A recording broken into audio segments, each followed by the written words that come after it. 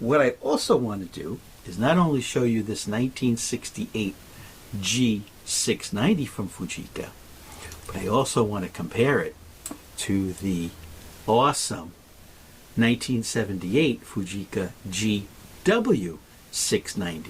Now, why did Fuji want to, 10 years later, right?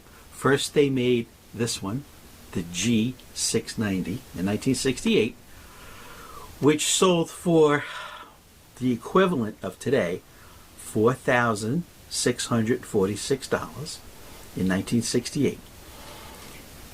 Why did they want to go from this 6x9 camera with this indication here, BLP, Breech Lock Professional?